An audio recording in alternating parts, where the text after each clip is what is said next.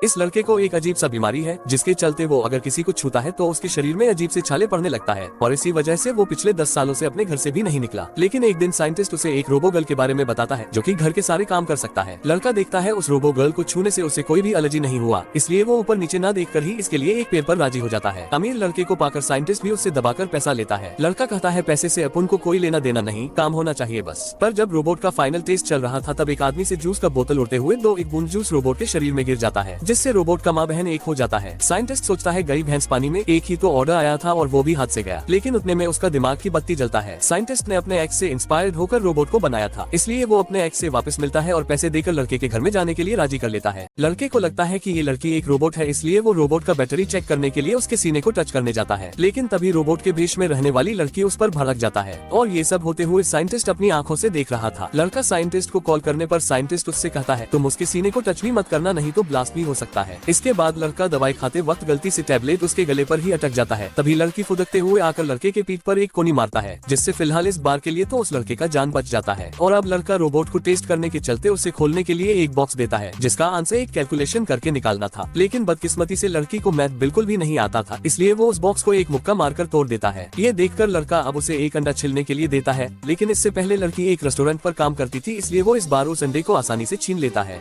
लड़का आगे बढ़ते वक्त उसका पैर एक साबुन पर आ जाता है और वो गिरने लगता है। ये देखकर रोबो गर्ल उसकी ओर बढ़ता है, लेकिन उसे पकड़ने के लिए नहीं बल्कि परफ्यूम के बोतल को पकड़ने के लिए। अगले दिन जिया कमरे की साफ सफाई कर रही होती है और गलती से उसका हाथ लगने की वजह से ताश का महल बिखर जाता है, जिसे मिनक्यू ने 10 सालों से संभाल कर रखा था। थोड़ी ही देर बाद लड़के से मिलने के लिए उसका बचपन का क्रश आता है, पर जब लड़की उसके कंधे पर हाथ रखता है तभी मिनक्यू को इन्फेक्शन होने लगता है। वो एक बहाना बनाकर जल्दी से घर के अंदर जाता है, पर इंजेक्शन को इंजेक्ट करने से पहले ही वो बेहोश हो जाता है। थोड़ी देर बाद मिनक्यू को होश आने पर वो देखता है कि अब वो पूरी तरह से ठीक है, क्योंकि समय रहते लड़की ने उसे इंजेक्शन दे दिया था। ये जानते हुए भी कि जिया एक रोबोट है, फिर भी अब मिनक्यू जिया को मन ही मन पसंद करने लगा था। पर उसे कौन समझाए कि वो जिसे पसंद करने लगा है वो कोई रोबोट नहीं बल्कि असल में एक लड़की ही है। ये जानते हुए कि वो लड़की एक रोबोट है, फिर भी मन ही मन मिनक्यू उसे पसंद करने लगा था। वो जिया को उसके साथ रिया के डेट पर भी ले जाता है। डेट खत्म होने के बाद रिया मिनक्यू से हाथ मिलाता है, पर इस वजह से फिर से उसे एलर्जी होना शुरू हो जाता है। भले ही इस बार उसके पास इंजेक्शन था, पर वो इसे इंजेक्ट नहीं करता, क्योंकि वो अपने इस बेकार जिंदगी से तंग आ चुका था। उसी दौरान उसका स्मार्ट वॉच तेजी से ब्लिंक करने लगता है, पर जैसे ही जिया उसके पास आता है उतने में सब कुछ नॉर्मल हो जाता है। तो इस बार मिनक्यू बिना इंजेक्शन के ही ठीक हो जाता है। थोड़ी देर बाद जैसे ही वो लोग अपने घर वापस जा रहे थे तभी रास्ते में मिनक्यू से एक आदमी का टक्कर हो जाता है, पर इस बार उसे कोई भी एलर्जी नहीं होता। ये देखकर मिनक्यू अब ज्यादा भीड़ भाड़ वाले जगह पर जाने का फैसला करता है ताकि वो अपने आप को चेक कर सके, क्योंकि वो पिछले 10 सालों से ये चीज कभी भी ट्राई नहीं किया था। अब जब तक वो रोबोट इसके साथ है तब तक किसी के भी छूने से मिंक्यू को एलर्जी शुरू नहीं होता। वो जल्दी से फोन करके ये खबर उसके पर्सनल डॉक्टर को कहता है, पर वो बात करने के बीच जब कुछ समय के लिए जिया को देख नहीं पाता तब उसका एलर्जी फिर से वापस आ जाता है। लेकिन जैसे ही वो जिया को फिर से देखता है उतने में ही उसका एलर्जी वापस नॉर्मल हो जाता है। तभी वो जिया को अपने गले से लगाता है और कहता है तुम्हारे लिए मैं इस दुनिया का सबसे बड़ा बैटरी खरीदूंगा। इसलिए वो अब से जहाँ पर भी जाता उसके साथ जिया को ले जाना शुरू करता है। एक दिन जब मिंक्यू जिया को लेकर एक होटल में जाता है तब वहाँ का वेटर आकर जिया को एक अलग ही सीट में बैठा देता है, और जब मिंक्यू रिया और उसके पापा के साथ शादी के बारे में बात करके फिर से जिया को लेने आता है तब वो मिंक्यू को नजरअंदाज करके चला जाता है और दूसरी ओर असल रोबोट भी अब रिपेयर होकर आ गया था।